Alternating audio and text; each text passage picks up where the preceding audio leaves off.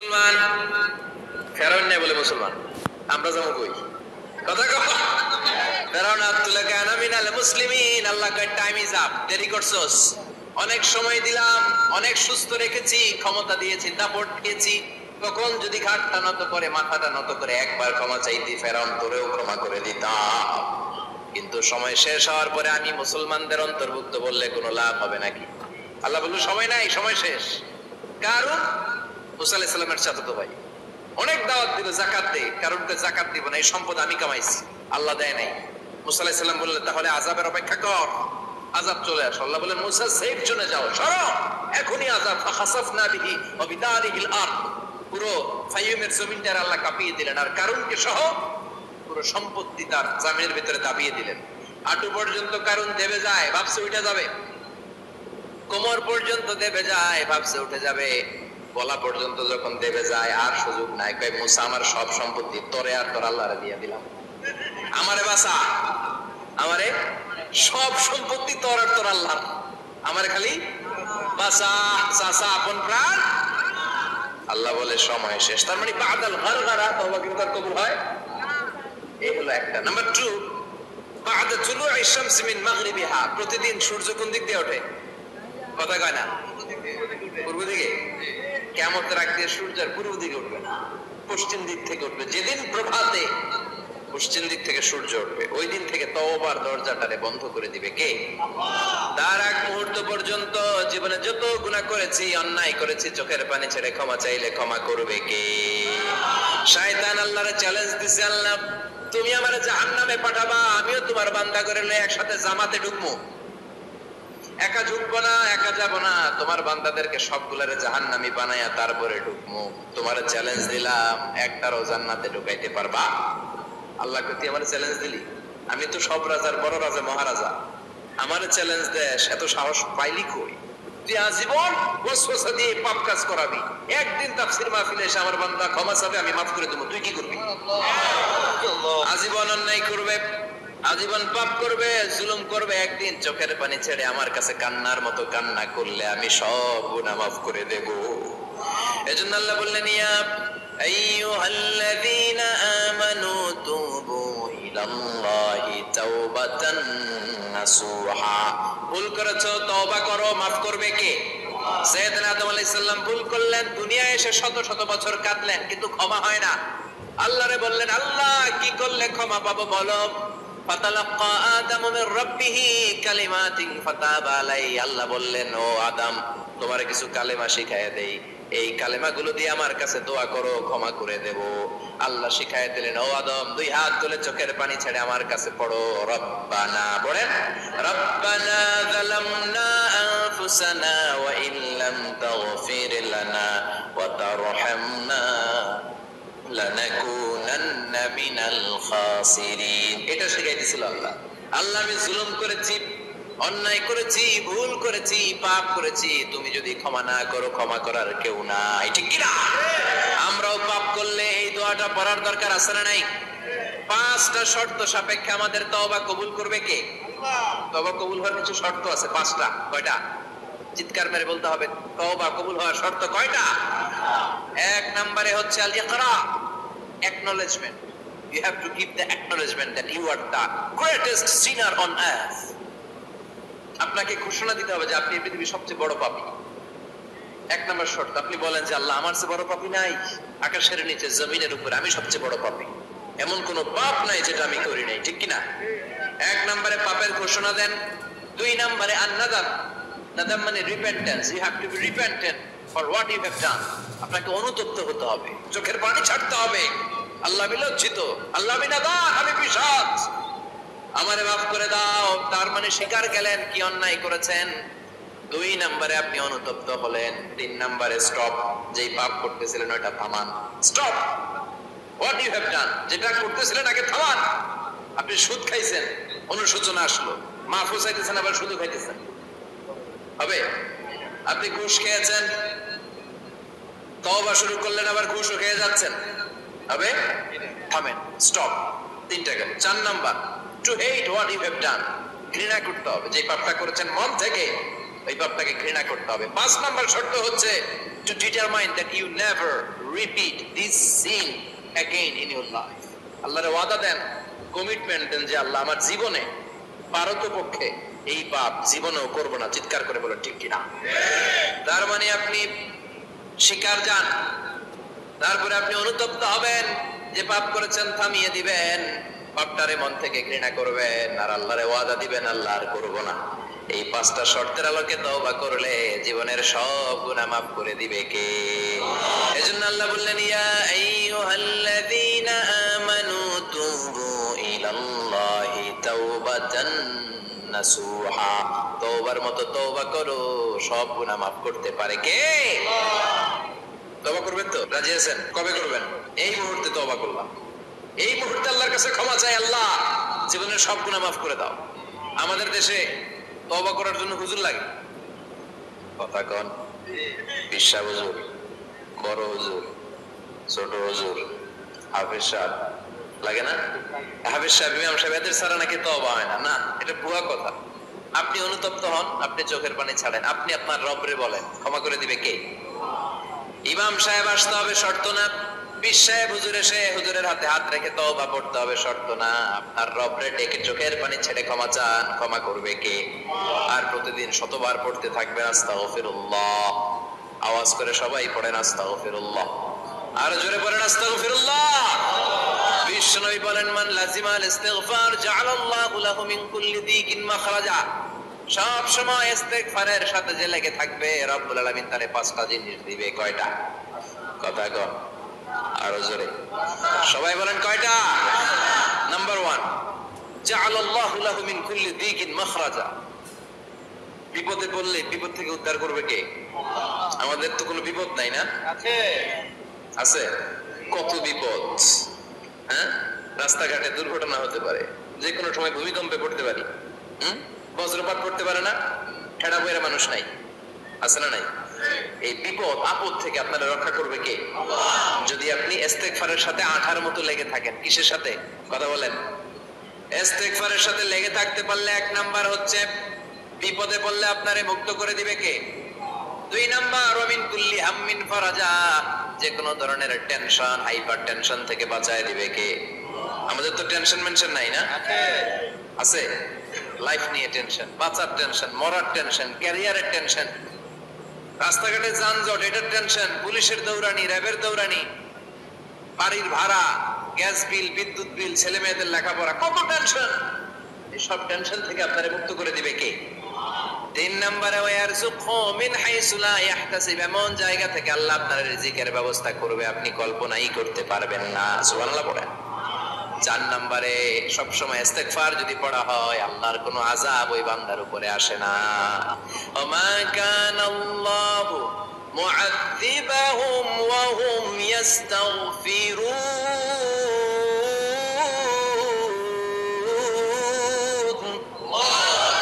যতক্ষণ আমার বান্দা আমার কাছে ইস্তেগফার পড়তে থাকে, আমার কোনো আযাব বান্দারে পাবে না। যতক্ষণ ইস্তেগফার পড়বেন, আল্লাহর কোনো আযাব আপনার উপর আসবে না। 4টা গেল। 5 নাম্বার, বারবার ইস্তেগফার করলে রফিক ভাই আল্লাহ আপনারে মুস্তাজাবুদ দাওয়া বানাবে। দোয়া করা মাত্র কবুল করে নেবে কে? আল্লাহ। মুস্তাজাবুদ দাওয়া বুঝেন তো? মানে যিনি হাত তুলতে দেরি, কবুল হতে দেরি হয় না। বারবার ইস্তেগফার পড়ে দেখেন যে আপনার দোয়া কেমনে কবুল হয়। ইমাম আহমদ ইবনে হাম্বলের নাম শুনেছেন? হাম্বলি মাযহাবের প্রতিষ্ঠাতা।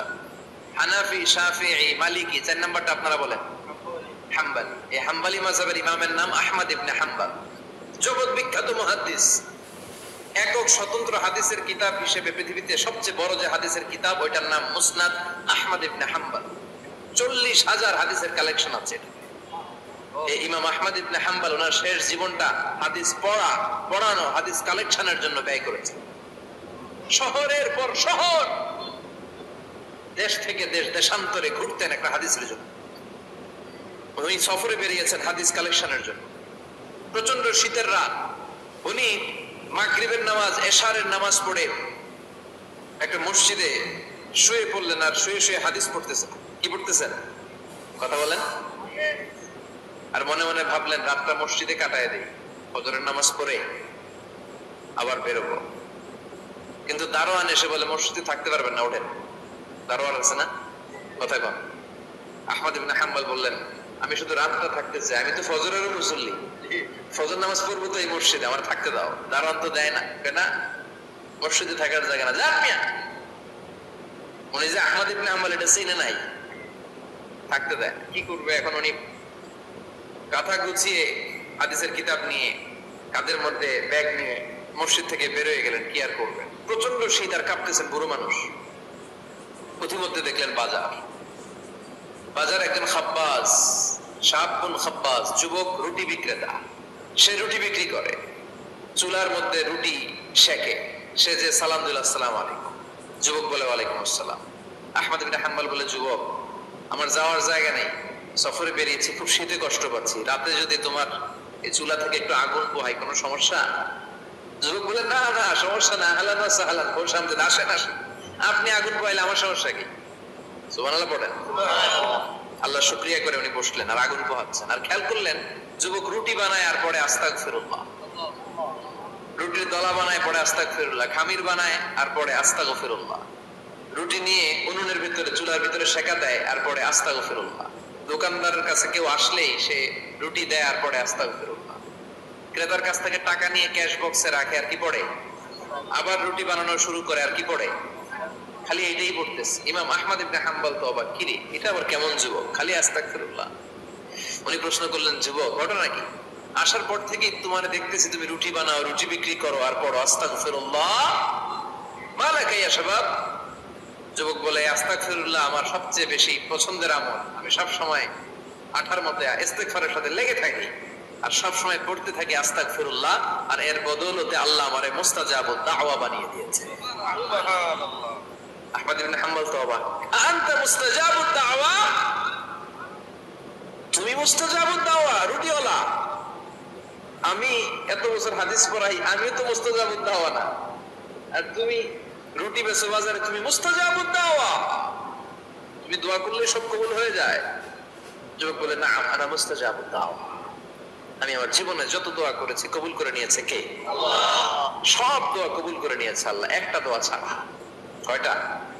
আহমদ ইবনে হাম্বলের কৌতূহল, কিউরিওসিটি আরো বেড়ে গেল, কি সব দোয়া কবুল হয়েছে একটা দোয়া ছাড়া? মাযালিকা দুআ ইয়া শাব, কি সেই দোয়া? যুবক এবার বলতে শুরু করলো আমার জীবনে যে দোয়াটা আল্লাহ কবুল করে নাই সেটা হচ্ছে আমি আল্লাহর কাছে অনেক চেয়েছি, অনেক দোয়া করেছে যে আল্লাহ শুনেছি এই জামানার সবচেয়ে বড় মুহাদ্দিস, তার নাম নাকি ইমাম আহমদ ইবনে হাম্বল, আল্লাহ তোমার কাছে আমার চাওয়া আমি যেন এই ইমাম আহমদ ইবনে হাম্বলের দেখে মরতে পারি, আমি যেন ইমাম আহমদ ইবনে হাম্বলের হাতে হাত রেখে মুসাফা করতে পারি আর তার কপালে একটা চুমু এঁকে দিতে পারি। আহমদ ইবনে হাম্বল আবেগপ্রবণ হয়ে গেলেন, চোখের পানি ছেড়ে দিলেন, বললেন যুবক তোমার এই দোয়াটাও কবুল হয়ে গিয়েছে।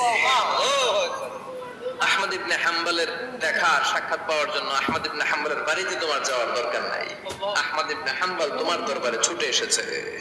আনা আহমদ ইবনে হাম্বল মুহাদ্দিসুদ দাহর, আমি নিজেই আহমদ ইবনে হাম্বল। যুবক চোখের পানি ছেড়ে দেয়, আহমদ ইবনে হাম্বল চোখের পানি ছেড়ে দেয়। যুবক চিৎকার মেরে ইমাম আহমদ ইবনে হাম্বলকে জড়িয়ে ধরে, হাতে হাত রেখে মুসাফা করে, কপালের মধ্যে চুমু খায় আর আল্লাহর শুকরিয়া করে বলে ও ইমাম আসলে এই দোয়াটাও আল্লাহ আজকে কবুল করে নিল। বিশ্বাস হয় সবসময় ইস্তেগফার করলে আপনার দোয়াগুলো এইভাবে কবুল করে নেবে কে? এই পাঁচটা জিনিস পাবেন সবসময় যদি ইস্তেগফারের সাথে লেগে থাকেন। রাজি আছেন তো? এজন্য বিশ্বনবী সব সময় নামাজে সালাম ফিরানোর পরে পড়তেন আস্তাগফিরুল্লাহ। কি পড়তেন? তিনবার পড়তেন আস্তাগফিরুল্লাহ, আস্তাগফিরুল্লাহ, আস্তাগফিরুল্লাহ। পড়তে রাজি আছেন? ইস্তেগফারের অনেকগুলো আলফাজ আছে, সবচেয়ে ছোট ইস্তেগফার হচ্ছে এটা আস্তাগফিরুল্লাহ, আস্তাগফিরুল্লাহ। আরো আছে আস্তাগফিরুল্লাহ আল্লাযী লা ইলাহা ইল্লা হুয়াল হাইয়ুল কাইয়্যুম আতুবু ইলাইহি। বিশ্বনবী বলেন এই ইস্তেগফারটা যদি কেউ পড়ে, আত-তাওয়াল্লি মিন ইয়াউমিজ যাহাফ, যুদ্ধের ময়দান থেকে পালিয়ে আসা কবিরা গুনাহ। কি গুনাহ? কাফেরদের সাথে যুদ্ধ, আমি তাগড়া যুবক, তলোয়ার নিয়ে নেমেছি, আমার দেহের এক ফোঁটা রক্ত থাকা পর্যন্ত আমি যুদ্ধ চালিয়ে যাব, আমি ফিরে আসতে পারবো না, আইনটা কার? ফিরে আসলে কবিরা গুনাহ। বিশ্বনবী বলেন যুদ্ধের ময়দান থেকে ফিরে এসেছে এরকম কবিরা গুনাহ অবলম্বনকারীও যদি আস্তাগফিরুল্লাহ আল্লাযী লা ইলাহা ইল্লা হুয়াল হাইয়ুল কাইয়্যুম ওয়া আতুবু ইলাইহি পড়ে, ওই কবিরা গুনাহকারীকেও ক্ষমা করে দিবে কে? পড়তে রাজি আছেন তো? আবার সাইয়েদনা আবু বকর বললেন, ইয়া রাসূলুল্লাহ আল্লিমনি দুআআন আদউ বিহি ফি সালাতি, এমন দোয়া আপনি আমারে শিক্ষা দেন যে এই দোয়াটা আমি নামাজে পড়তে পারি। বিষ্ণুই বললেন, পড়ো আল্লাহুম্মা ইন্নী যালামতু নাফসি যুলমান কাসীরান ওয়া লা ইয়াগফিরুয যুনুবা ইল্লা আনতা ফাগফিরলি মাগফিরাতাম মিন ইনদিক ইন্নাকা আনতাল গফুরুর রহিম। সুবহানাল্লাহ পড়ো। এটাও ইস্তেগফার। আমরা এটা বলি দোয়া মাসুরা, সালাম ফেরানোর আগে পড়ি না? যেখানেই ক্ষমা চাওয়ার কথা আছে ওইটারই কি বলে? ইস্তিগফার। আল্লাহুম্মা ইন্নী যালামতু নাফসি, আল্লাহ জুলুম করেছি, যুলমান কাসীরা, অনেক জুলুম। ওয়ালা ইয়াগফিরুয যুনুবা ইল্লা আনতা, তুমি ছাড়া এই গুনাহ ক্ষমা করার তো কেউ নাই। ফাগফিরলি মাগফিরাতাম মিন ইনদিক, তোমার দয়ায় আমারে ক্ষমা করে দাও। ইন্নাকা আনতাল গফুরুর রহিম, তুমি হলা ক্ষমাশীল, ঠিক কি না? এটাও ইস্তেগফার, এটাও পড়বেন। আর এই সব ইস্তেগফারের শ্রেষ্ঠ ইস্তেগফারের নাম সাইয়্যিদুল ইস্তেগফার। যত ইস্তেগফার হতে পারে এর মধ্যে সবচেয়ে শ্রেষ্ঠতম ইস্তেগফার নাম কি? কথা কর। বুখারীর বর্ণনা, শাদ্দাদ ইবনে আউস রাদিয়াল্লাহু তাআলা আনহু বর্ণনা করেন, এই সাইয়্যিদুল ইস্তেগফার দিনের বেলা যে পড়বে ওই দিনে মারা গেলে সে জান্নাতি। এই সাইয়্যিদুল ইস্তেগফার রাতের বেলা যে পড়বে ওই রাতে যদি ইন্তেকাল হয় ওই লোকটা জান্নাতি। মুখস্থ আছে না? কার কার মুখস্থ হাত তোলেন? মাশাআল্লাহ, তাবারাকাল্লাহ, মাশাআল্লাহ, মাশাআল্লাহ। আর যাদের নাই তাদের হোমওয়ার্ক, তাদের আল্লাহুম্মা আনতা রাব্বি লা ইলাহা ইল্লা আনতা খালাকতানি ওয়া আনা আবদুক ওয়া আনা আলা আহদিকা ওয়া ওয়া'দিকা মাস্তাতা'তু আউযু বিকা মিন শাররি মা সানা'তু আবুউ লাকা বিনি'মাতিকা আলাইয়া ওয়া আবুউ লাকা বিযামবি ফাগফিরলি ফাইন্নাহু লা ইয়াগফিরুয যুনুবা ইল্লা আনতা। সুবহানাল্লাহ পড়েন। সুবহানাল্লাহ। আজকে রাতে পড়ছেন, মারা গেলে জান্নাতি। চিল্লায় পড়েন আল্লাহু আকবার। এজন্য বিশ্বনবী বলেন, আমার আগের গুনাহ মাফ, পরের গুনাহ মাফ, তারপরেও প্রতিদিন আমি 70 বার তওবা ইস্তেগফার পড়ি। আজকে থেকে পড়তে রাজি আছেন তো? ইনশাআল্লাহ। বেশি বেশি ইস্তেগফার পড়া যাবে না? একটু প্রাণ খুলে দিল খুলে আওয়াজ করে পড়েন তো আস্তাগফিরুল্লাহ। আর জোরে পড়েন আস্তাগফিরুল্লাহ। আবার সবাই পড়েন আস্তাগফিরুল্লাহ। সব সময় তওবা ইস্তেগফার যারা পড়ে তাদেরকে পছন্দ করে কে? সব সময় জিকির করে করে জিহ্বাটারে যারা ভিজিয়ে রাখে তাদেরকেও পছন্দ করে কে? আল্লাহ বলেন, ওয়াজকুর রাব্বাকা ফি নাফসিকা তাদাররুআন ওয়া খীফাতান ওয়া দুনাল জাহরি মিনাল কওলি বিল গুদুবি ওয়াল আসাল ওয়ালা তাকুম মিনাল গাফিলিন। সুবহানাল্লাহ পড়ে। আল্লাহ বলেন, ওয়াজকুর রাব্বাকা ফি নাফসিক, আল্লাহরে মনে মনে ডাকো। তাদাররুআন ওয়া খীফা, আল্লাহর জিকির করতে আল্লাহ বলেছেন ফি নাফসিক। বুঝতেছেন না অর্থ? ফি নাফসিকা, মনে মনে আল্লাহর জিকিরটা করো। তাদাররুআন ওয়া খীফা, তাদাররুআন মানে বিনয়ের সাথে, with full of humility, submission and humbleness. বিনয়ের সাথে আল্লাহরে ডাকো। ওয়া খীফা, গোপনে গোপনে ডাকো। দুনাল জাহরি মিনাল কওল, চিৎকার চেঁচামেচি করে ডেকো না। কার কথা? আওয়াজ করে জিকির করো না। এই যে আমরা মাহফিলে লা ইলাহা ইল্লাল্লাহ জিকির করে, এটা তালিম। উদ্দেশ্য কি? তালিমের জন্য আওয়াজ করে জিকির জায়েজ আছে, কিন্তু ব্যক্তিগত জিকিরের যে ইবাদতটা এটা আস্তে আস্তে হইতে হবে, এটা ভদ্রভাবে হতে হবে, চিল্লাচিল্লি করে নয়। আবার তালিমের জিকির ওইটাও ভদ্রভাবে। ইন্নাল্লাহা জামিল ইউহিব্বুল জামাল, আমার আল্লাহ সুন্দর, আমার আল্লাহর জিকিরের মধ্যেও সৌন্দর্য আছে না নাই? কিন্তু এদেশে জিকিরের ভেতরে লাফালাফি আছে না নাই? বেশি না কম? কি বসেন বসেন, হ্যাঁ বসে যান তো, অনেক ধরনের আছে জিকির। হ্যাঁ বসেন বসেন, বসে যান। হ্যাঁ হাইবার আলী, এটা কি আবার জালালি? তো এই যে ইন্নাল্লাহা জামিল ইউহিব্বুল জামাল, আমার আল্লাহ সুন্দর, আমার আল্লাহর জিকিরের মধ্যেও সৌন্দর্য আছে না নাই? তালিমের উদ্দেশ্যে সবাই মিলে জিকির করা যায়, কিন্তু চিল্লাপাল্লা করা যাবে না, লাফালাফি করা যাবে না, মাথা ডানে বায়ে ঝোলানো যাবে না, ঠিক কি না? কিন্তু লাফালাফির জিকির আছে না নাই? লাফাইতে লাফাইতে, হ্যাঁ গাছের আগায় বাঁশের আগায়। আবার যিনি জিকির পরিচালনা করে ওনার কান্দে যাই ওঠে, আছে না নাই? বিশ্বনবী সাহাবাদের নিয়ে জিকির করছেন, সাহাবারা লাফাতে লাফাতে খেজুর গাছের আগায়। হাদিসে আছে না এটা? বিশ্বনবী সাহাবাদেরকে নিয়ে জিকির করছেন, লাফাতে লাফাতে আবু বকর বিশ্বনবীর কাঁধের উপরে। আছে, হাদিসে আছে। এটা জিকির নয়। কি সুন্দর দেখেন, ইসলাম বুঝায় কত সহজ। ওয়াজকুর রাব্বাকা ফি নাফসিকা তাদাররুআ ওয়া খাইফা, গোপনে জিকির করো, ভদ্রতার সাথে বিনয়ের সাথে জিকির করো। ওয়ালা তাকুম মিনাল গাফিলিন দুনাল জাহরি মিনাল কওল, চিৎকার চেঁচামেচি করে জিকির করো না। যারা চিৎফাল দিয়ে হই হই হই হই করে, আছে না? হই হই হই হই হই হইয়ের ভিতরে আল্লাহর নাম আছে। হ্যাঁ, এই যে হুই হাই হুই হাই এই স্টাইলের যে জিকির, এটার ভিতরে আমার আল্লাহর নাম আছে? আল্লাহর নাম যদি না থাকে ওইটা জিকির হবে? কথা বলেন।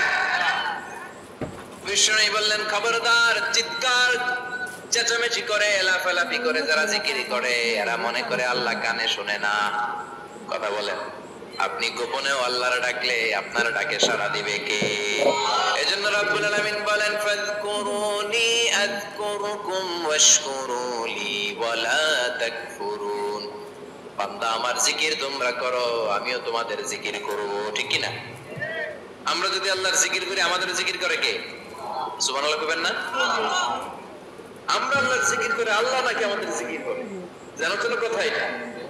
আবার হাদিসে কুদসিতে আল্লাহ বলেন ফাইন যাকারানি ফি নাফসি যাকারতুহু ফি নাফসি, আমার বান্দা যদি একা একা আমার জিকির করে আমি আমার বান্দারে একা একা স্মরণ করি। ওয়া ইন যাকারানি ফি মালাইন যাকারতুহু ফি মালাইন খায়রিম মিনহু, এরকম মহা সম্মেলন করে যদি কেউ আমি আল্লাহর জিকির করে আমি এর চেয়েও বড় মহা সম্মেলন ফেরেশতাদেরকে নিয়ে করে আমার বান্দারে স্মরণ করি। ওয়া ইন তাকাররাবা ইলাইয়া শিবরান তাকাররাবতু ইলাইহি যিরাআন, আমার বান্দা যদি আমার দিকে এক বিঘত আসতে চায় আমি আমার বান্দার দিকে এক হাত এগিয়ে যাই। আমার বান্দা যদি আমার দিকে এক হাত আসতে চায় আমি আমার বান্দার দিকে দুই হাত যাই। ওয়া ইন আতানি ইয়ামশি আতাইতুহু হারওয়ালা, আমার বান্দা যদি আমার দিকে হেঁটে হেঁটে আসতে চায় আমি আমার বান্দার দিকে দৌড়ে দৌড়ে যাই। সুবহানাল্লাহ পড়েন। এজন্য বিষ্ণু বলেন লা ইয়াজালু লিসানুকা রাতবাম মিন যিকরিল্লাহ, আল্লাহর জিকির দিয়ে জিহ্বাটারে ভিজিয়ে রাখবা। কার কথা? চিল্লায়ে বলেন কার কথা? সবসময় আল্লাহর জিকির করতে রাজি আছেন তো? সবচেয়ে শ্রেষ্ঠ জিকির বিষ্ণু বললেন আফদালু যিকরি লা ইলাহা লা ইলাহা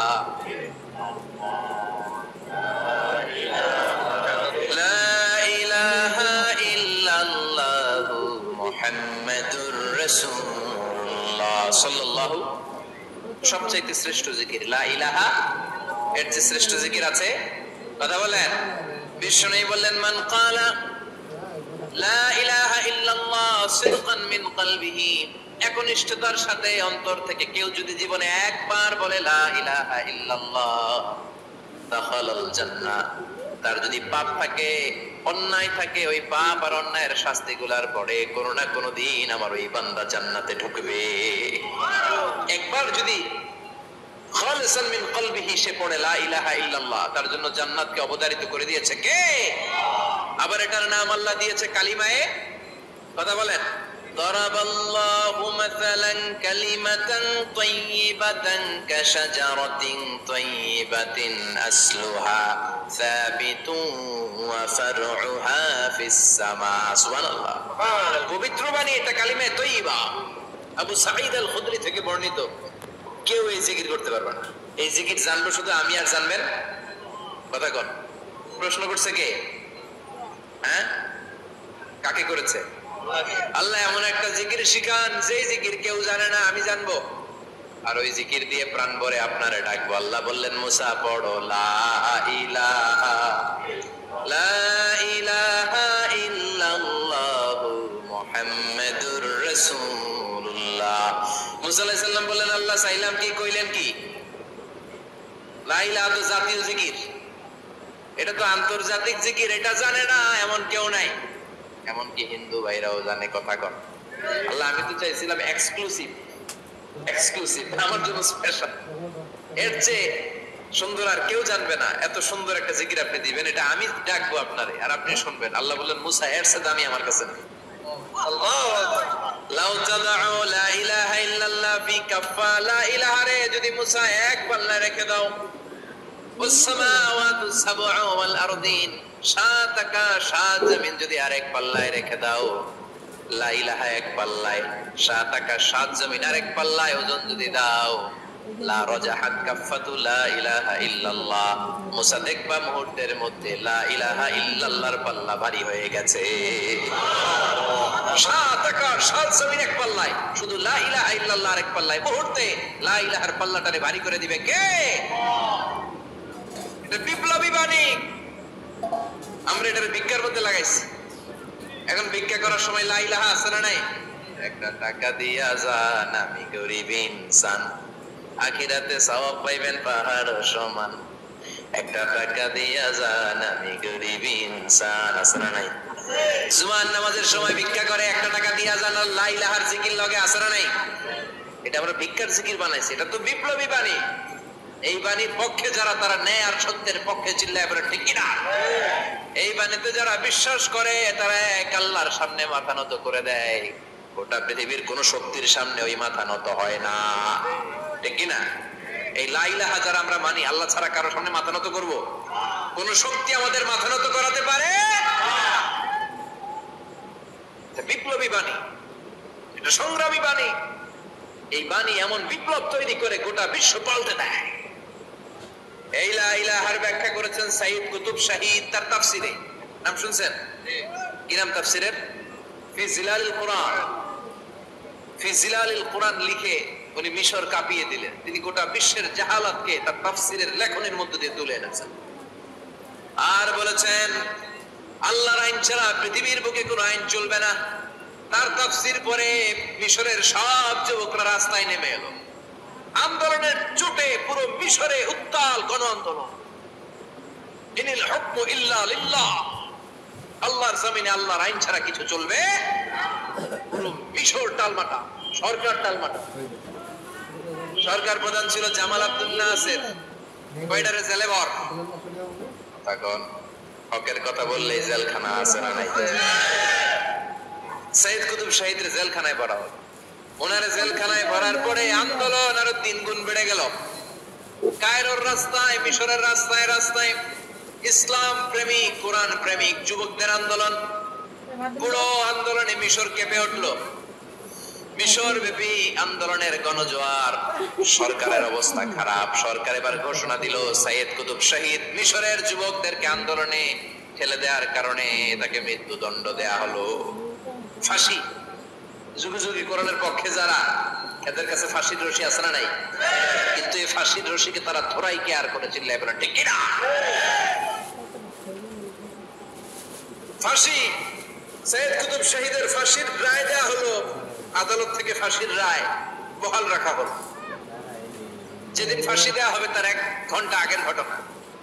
কারা কর্তৃপক্ষের নিয়ম অনুযায়ী, জেল কোর্টের নিয়ম অনুযায়ী জেলখানার যিনি ইমাম আছে না, উনি 1 ঘন্টা আগে আইসা এই কালিমা পড়ায়, যারা ফাঁসি দেওয়া হবে এর পড়ায় লা ইলাহা মুহাম্মাদুর। তো সাইয়্যিদ কুতুব শাহীদকে কালিমা পড়ানোর জন্য ইমাম সাহেব আসছে। ফাঁসির বাকি কয় ঘন্টা, এসে বলে সাইয়্যিদ কুতুব শাহীদ আপনি পড়েন লা ইলাহা ইল্লাল্লাহ। সাইয়্যিদ কুতুব শাহীদ বলে আমারে তুই কালিমা শিখাইস না, আমি কালিমা খুব ভালো জানি। যেই কালিমা পড়ানোর কারণে সরকার তোরে বেতন দেয়, ওই কালিমার ব্যাখ্যা করার কারণে সরকার আজকে আমারে ফাঁসি দেয়। তুই কালিমা পড়াস, তোরে টাকার বান্ডিল দেয়, আমি কালিমার ব্যাখ্যা করার কারণে ফাঁসির মঞ্চে দাঁড়াই, চিল্লায় বলে ঠিক কিনা? তার মানে তোর কালিমা আমার কালিমা এক কালিমা না। এই 2 কালিমার মধ্যে পার্থক্য আছে না নাই? তোর ইমানি চেতনা আমার ইমানি চেতনা এক ইমানি চেতনা নয়। তোরে টাকা দেয়, আমারে ফাঁসি দেয়, তার মানে 2 চেতনা আলাদা, চিল্লায় বলো ঠিক কিনা? এজন্য আল্লাহ ডেকে বললেন গোলাম, এটা বিপ্লবী বাণী। এই কালেমার আন্দোলন যারা করে তারা আল্লাহ ছাড়া পৃথিবীর কাউরে ভয় পায় না। আর তারা চায় কালেমার পতাকা পৃথিবীর মধ্যে যেন পথ করে উড়ে, ঠিক কিনা? বাংলার জমিনে কালেমার পতাকা উড়ুক, আমরা চাই কি চাই না? কোন একদিন এদেশের আকাশে কালিমার পতাকা উড়বে, সেদিন সবাই খোদাই বিধান পে দুঃখ বেদনা ভুলবে। কোন একদিন এদের দেশের আকাশে কালিমার পতাকা উড়বে, সেদিন সবাই খোদাই বিধান পে দুঃখ বেদনা ভুলবে। চিৎকার করে বলে ঠিক কি না? এই কালেমার সমাজ যদি হয়, ওই সমাজে কেউ লাঞ্ছিত হবে না, ওই সমাজে কোনো নারী নিগৃহীতা হবে না, ওই সমাজের কোনো কাজের মেয়েরা ধর্ষিত হবে না, ওই সমাজে দুর্নীতি থাকবে না, ঘুষ থাকবে না, চাঁদাবাজি থাকবে না, টেন্ডারবাজি থাকবে না। সমাজটারে শান্তি দিয়ে সমৃদ্ধ করে দিবে কে? এজন্য সব সময় জিকির করতে হবে। একজনের চিল্লায় বলেন তিনি কে? শ্রেষ্ঠ জিকির হচ্ছে লা ইলাহা ইল্লাল্লাহ। করতে রাজি আছেন? সব সময় জিকিরটা করতে রাজি আছেন?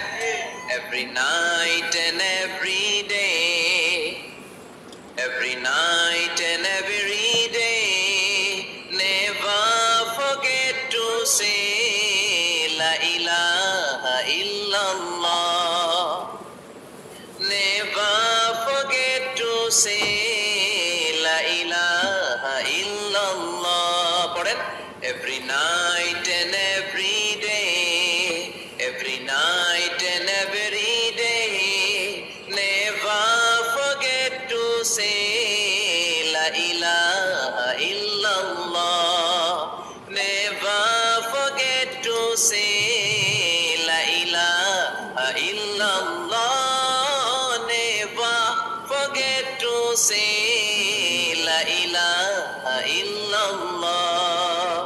When you walking down the street, use your time and repeat and say in every heartbeat la ilaha illallah. When you walking down the street, use your time and repeat and say in every heartbeat la ilaha illallah. Every night and every day, every night and every day, never forget to say la ilaha illallah. চিল্লায় বলেন ঠিক কি না? দিনে রাতে যে কোনো মুহূর্তে আমাদের জিহ্বার মধ্যে থাকবে কি? কথা বলেন, জিহ্বায় থাকবে কি? এজন্য বিশ্বনবী বলেন আফদালুয যিকরি লা ইলাহা ইল্লাল্লাহ, আল্লাহর কাছে সবচাইতে প্রিয় জিকির হলো লা ইলাহা ইল্লাল্লাহ। আবার বিশ্বনবী বললেন আহাব্বুল কালামে ইলাল্লাহি আরবা, আল্লাহর কাছে সবচাইতে প্রিয় কথা হলো চারটা। কয়টা? সুবহানাল্লাহ, আলহামদুলিল্লাহ, লা ইলাহা ইল্লাল্লাহ। সুবহানাল্লাহ,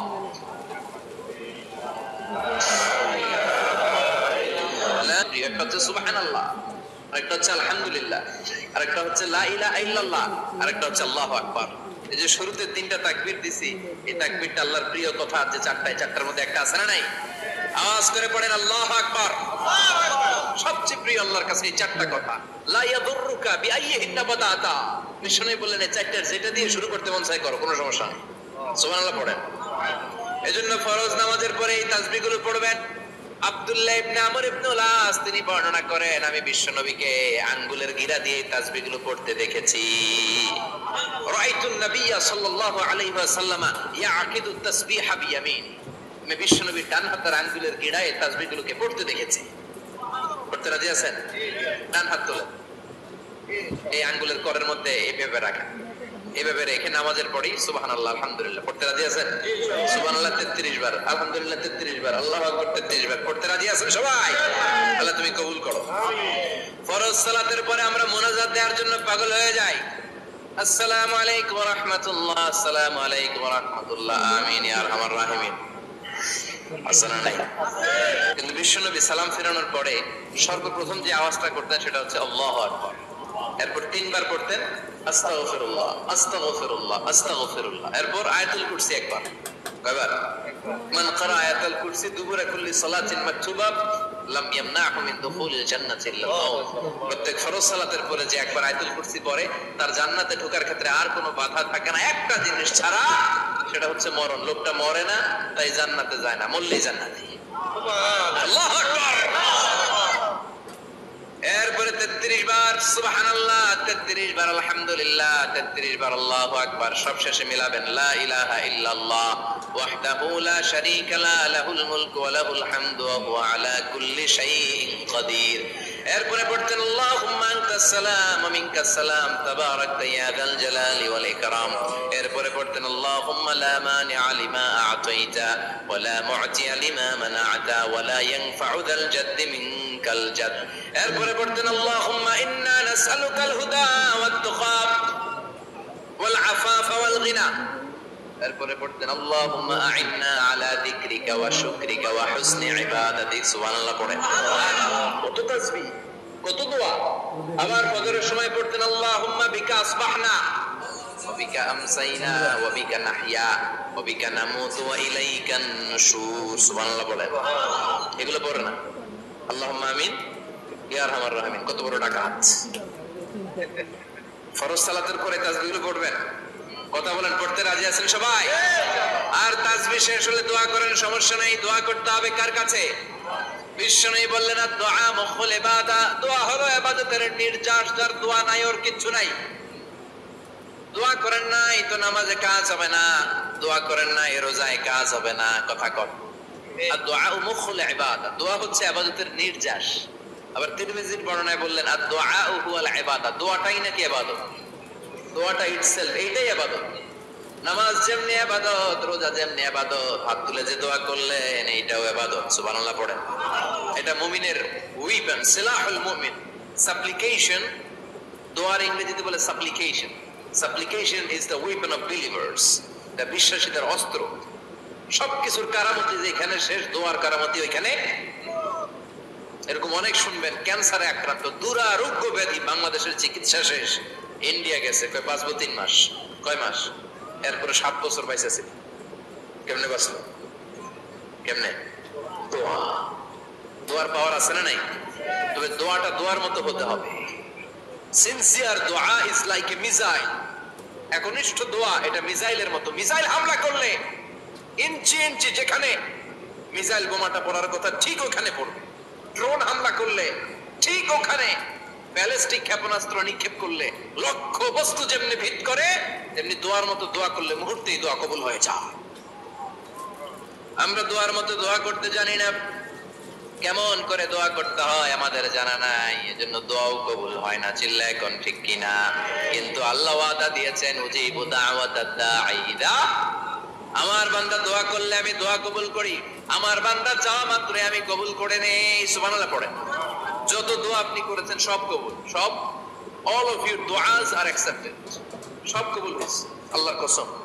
অনেকে বলবে হুজুর এটা আবার কি কইলেন? এতক্ষণ তো ভালোই কইতেছিলেন। সব দোয়া আবার কবুল হয় কেমনে? আমি তো জীবনে কত কিছু চাইলাম, কত কিছু তো পাই নাই। আছে না এরকম? অনেকে অনেক পেরেশান, আফসোস করে হুজুর চাইলাম আল্লাহ দিল না। 4টা মাইয়া, এবার কাবা ধরে চাই আইছি বলার কথা, এটাও হয়েছে মাইয়া। আছে না নাই?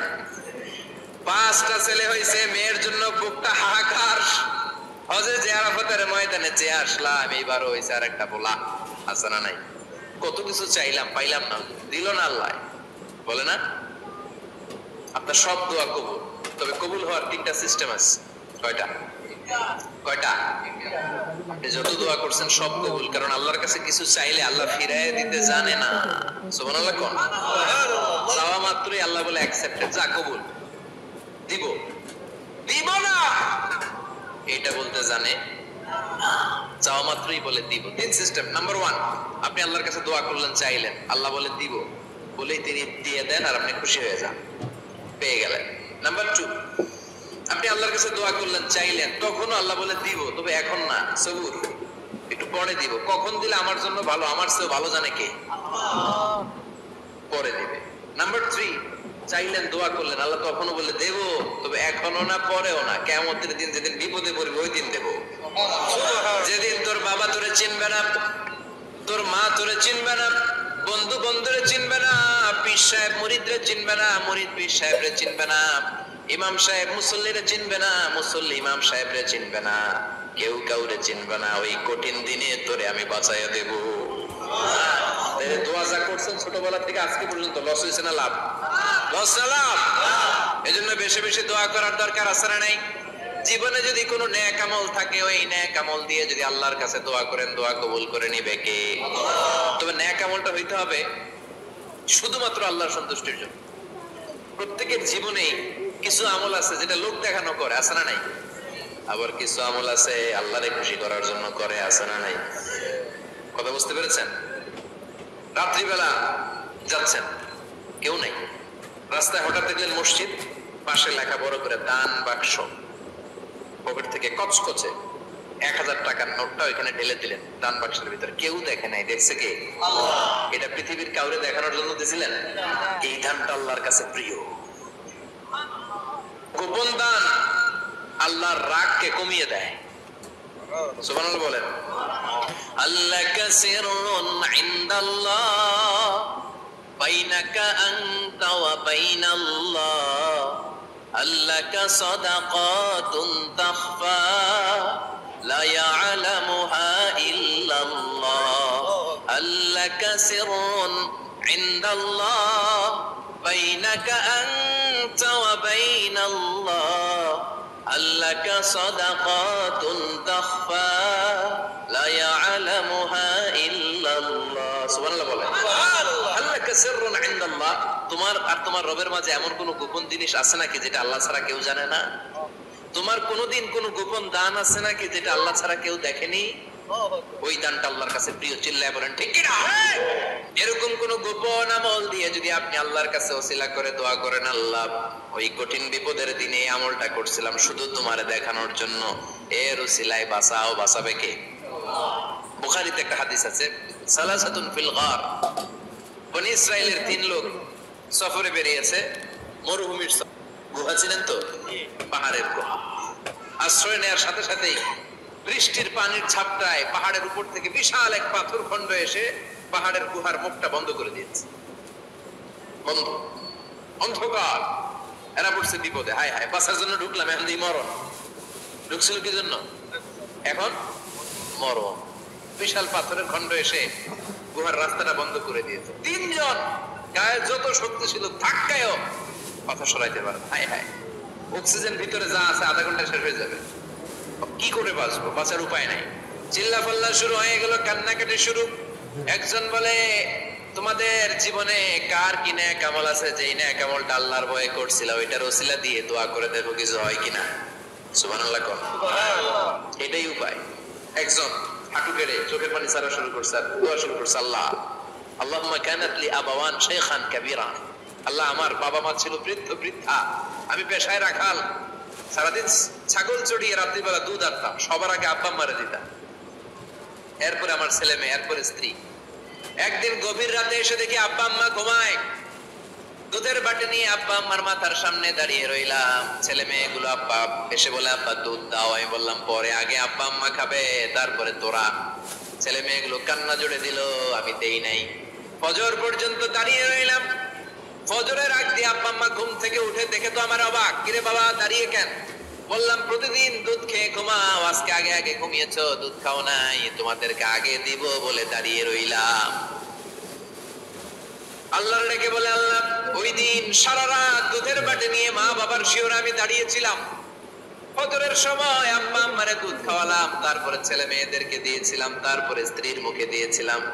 ও মাবুদ, ওই দিনের এই কাজটা আমি দুনিয়ার কাউরে খুশি করার জন্য করি নাই, শুধুমাত্র তোমার খুশি ছাড়া। ওই রাতের ইবাদত যদি তোমার দরবারে ভালো লেগে থাকে, ফাররিজ আন্না মা নাহনু ফি, আজকের বিপদের দিনে কেউ বাঁচানোর নাই, তুমি আমাদের বাঁচাও। ফানফাজারাত, মুহূর্তের মধ্যে 1/3 বিশাল পাথর খণ্ডটা 1/3 ডান দিকে সরে যায়, এক পাশে সরে যায়। সামান্য আলো বাতাস ঢুকতে আরম্ভ করলো। এখন বাতাস ঢুকে, এখন বেঁচে থাকতে পারবে এই নিশ্চয়তা হয়েছে। সুবহানাল্লাহ কম। এবার সে বলল, ভাই তোর কি আমল আছে বল। দ্বিতীয় জন হাঁটু গেড়ে আবার চোখের পানি ছেড়ে আল্লাহরে ডেকে বলে, মাবুদ আমার এক চাচাতো বোন ছিল, কানাত লি ইবনাতু আম জামিলা ওয়া কুনতু উহিব্বুহা কাআশাদ্দি মা ইউহিব্বুর রিজাল আন-নিসা। Welcome to Cricket Team Coach. Let's jump into your first big match. Yes, that's a wicket. If you're struggling, adapt your strategy to match your opponent's play style. আল্লাহ সুন্দরী অনন্যা, অপসরী, প্রিয়ংবদা, অনুসুয়া, গুণবতী, রূপবতী আমার এক চাচাতো বোন ছিল। তার প্রেমে আমি ছিলাম পাগল পাড়া। কিন্তু সে তো আমার ডাকে সাড়া দেয় না। অনেক চেষ্টা করলাম তারে পাওয়ার জন্য। চাচাতো বোন আমারে বলে, 100 স্বর্ণ মুদ্রা যেদিন দিতে পারবা ওই দিন আমারে পাবা। এবার আমি স্বর্ণ মুদ্রা কালেকশনের কাজে লেগে গেলাম।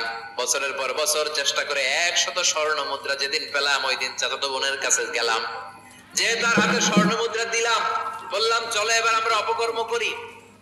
স্বর্ণ মুদ্রা পেয়ে সেও খুশি, আমিও খুশি। সে পাইছে স্বর্ণ, আমি পাইছি তারে।